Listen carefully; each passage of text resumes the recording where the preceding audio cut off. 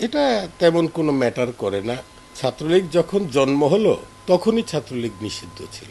পাকিস্তানের সরকারের কাছে এই ছাত্রলীগ স্বাধীনতার আগ পর্যন্ত নিষিদ্ধই ছিল।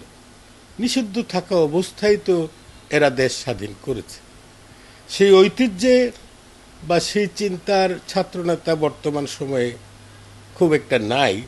কিন্তু এই বিপদের মধ্য দিয়ে ভবিষ্যতের প্রজন্ম বা এখন যারা ছাত্রলীগ করেন তাদের মধ্যে যারা ভালো মানুষ রয়েছেন তারা মজলুম হবে, তাদের হৃদয় পরিচ্ছন্ন হবে, তারা নতুনভাবে চিন্তা করবে, আদর্শ জেনে নেবে। বঙ্গবন্ধুর আদর্শ কিন্তু টিভিতে দেখে আমরা শিখি নাই, আমরা নিজ উদ্যোগে আদর্শ জেনেছি। বাংলাদেশ কে স্বাধীন করেছে জানার জন্যে পাকিস্তানিদের লেখা বই পড়েছি। সেখানে শেখ মুজিব ছাড়া আর কাউকে পাকিস্তানিরা দোষী সাব্যস্ত করে নাই। বর্তমান প্রজন্মের জন্য জানা আরো সহজ।